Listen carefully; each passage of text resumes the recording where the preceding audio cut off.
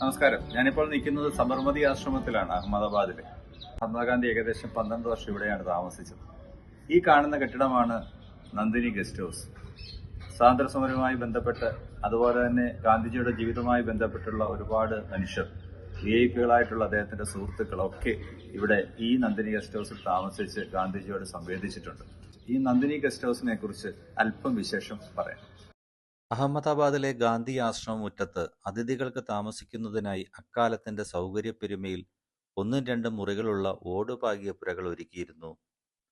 തടി ചീകിയുരുട്ടിയ തൂണുകൾ, പ്രധാന വാതിലുകൾ തുറന്നിട്ടാൽ കുരങ്ങോ മറ്റ് മൃഗങ്ങളോ കയറാതിരിക്കാനുള്ള എഴിവാതിലുകൾ, മുറിയിലെ വായുമർദ്ദം ലഘൂകരിക്കാൻ മേൽക്കൂരയിൽ കിളിവാതിലുകൾ.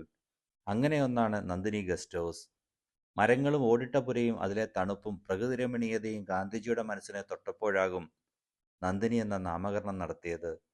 അതിലെ ചെറിയ സൗകര്യത്തിൽ ഗാന്ധിജിയുമായി ഹൃദയബന്ധം സൂക്ഷിച്ച പല പ്രമുഖരും അവിടെ താമസിച്ചു.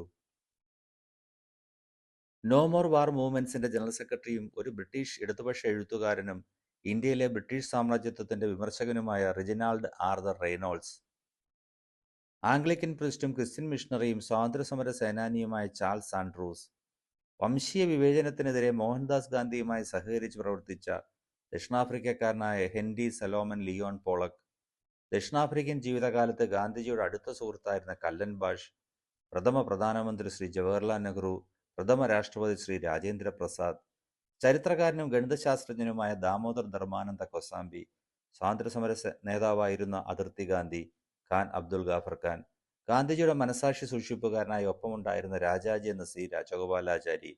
അങ്ങനെ നീളുന്ന പേരുകൾ. ഗാന്ധിജി എന്ന ഒഴുക്കിനൊപ്പം ചലനമായവർ. അവർക്ക് ഗാന്ധിജിയുടെ നന്ദിനി ഗസ്റ്റ് ഹൗസ് പ്രിയപ്പെട്ടതായിരുന്നു.